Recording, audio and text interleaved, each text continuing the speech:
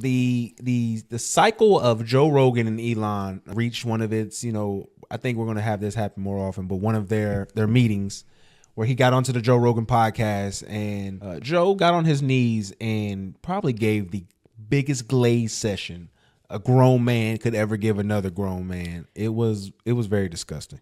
I did not listen to this interview because I like myself, and it wasn't good.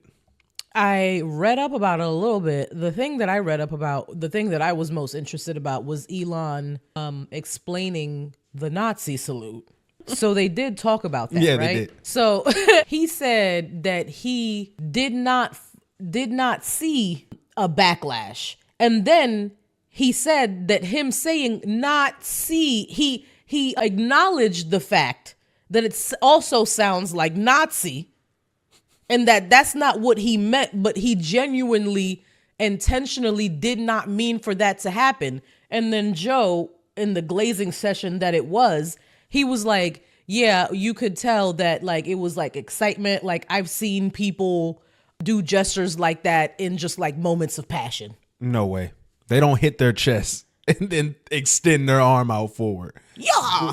Like that was like that, and that's where it wasn't even that bad. I mean, that wasn't even the worst of it, because it starts off where like he's playing with his AI and these little artificial intelligence thing he has like this Gronk unhinged mode where it's just him being just a child, essentially. Like it just has this AI that just yaps off, doesn't say anything of importance, just says shitty shit. And it's funny when you're watching it because Joe kind of gets pissed off with it a little bit, where he's mad because it's like calling him a dumbass and all this other shit. So he's getting like really upset with it. But it goes into just showing like Elon is just a retard. Like that's just, I hate to bring that up, but it's just, we gotta stop saying that word on the show. Now we need to stop saying things. No, okay. Listen, they gonna drag us. I say it more than you. Well, lack of a better term, Joe was doing just top flight glazing this entire episode. Like it was funny at some points because they had one scenario where they were talking about like the animal testing, the alleged like beagles being like pushed in their heads, being allowed to be devoured by fleas and stuff. There was like this company that were saying that the American government was funding this to happen.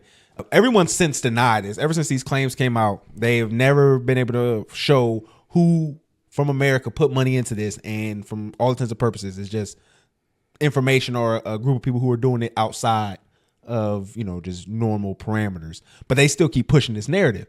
The only thing is, Elon Musk has animal control testing issues where they have said that they said that he killed like somewhere close to 1,500 animals for the Neuralink project. Yeah. That Neuralink project. I read something somewhere about that. Yeah, he killed like 1,500 animals.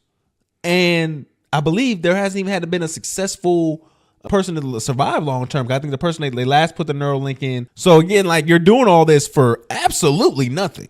Not a damn thing. And then he talks about like a beef that he was having with the inspector general for the USDA and kind of like some of the stuff they were going on there. And it just so happens that, those are also the people he's attacking now in the government with Doge.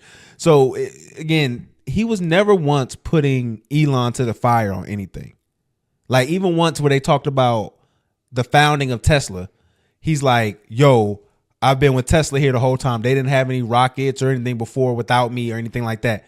When it's like, bro, they started it and you purchased it within like the first year of their creation. So yeah, of course, you're one of the first suckers.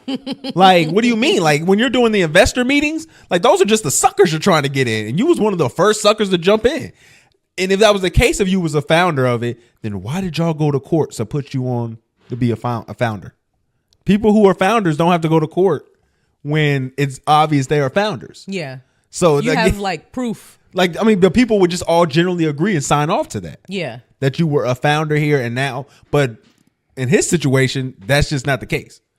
So again, like his lies with just Tesla, he hates that shit. Because when Joe brought it up, you can tell him he gets tight. He's like, no, I was here first. I was one of the first people to buy, which is true. He was one of the first people to invest in Tesla. But you're not the engineer. You're not the guys who impressed you to invest. Yeah. But we should know that Elon is not the one like putting microchips together or whatever the hell it If takes you- to make if you- electric cars. If you watch this interview, you would think Joe thinks he's Tony Stark. yeah, Like that's how not he the treats case. him.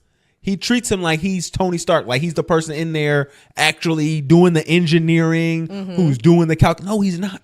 Tony Stark doesn't exist in real life. Ever. Will never exist.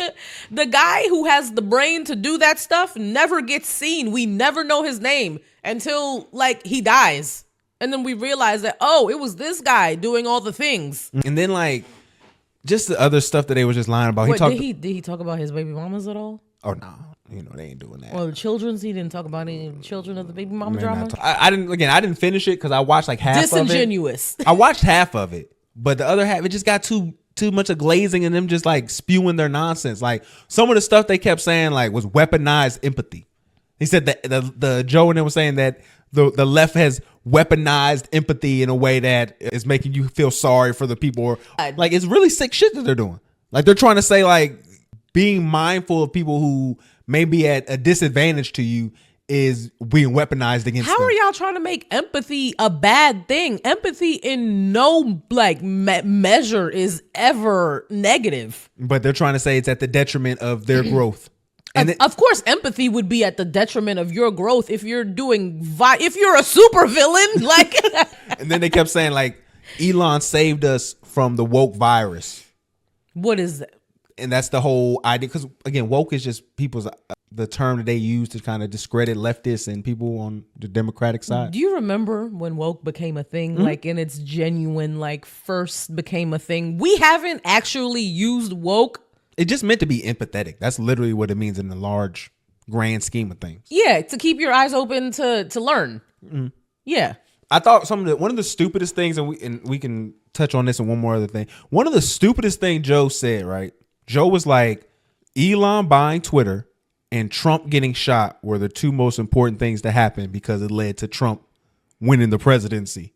And I think that's interesting to say that those are the most. That's what I thought too. That's what I thought as well. So it wasn't the campaigning. It wasn't the platform. It wasn't the galvanization of the voters. It was the fact that this is what he feels is that him getting shot and surviving the shooting.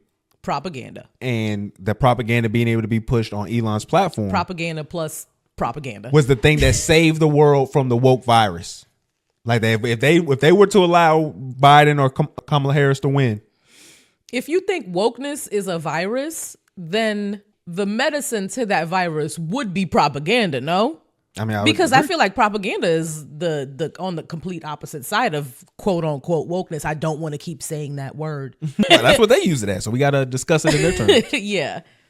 So I think one more part. Oh, so he did. They also talked about him lying about the space station because, he was trying to say the Biden administration didn't want to allow him to go up and go grab them, even though two astronauts that he then called out their names, called them stupid and retarded, told him that, no, we never at one point denied you or anything of that nature. We already had plans to get them. And you're just lying to the public saying, oh, we stopped you from doing anything. Did they get them yet? They're coming soon. It's just there's part of the plan they had. They were up there. Some things was going on. So instead of sending somebody up there to get them and then wasting the fuel, essentially, he was like, hey, have them stay up there. And then waste the fuel and come get me right now. They're saying the next group of people that are coming, when they do the switch up, they'll just come and leave then.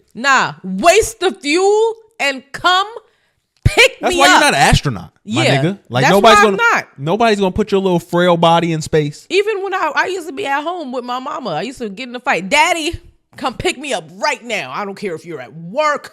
I need to see you within the next hour and a half. I will call him 7 times. Pick me up right now. I don't care what you're doing. Put gas in the tank and come all the way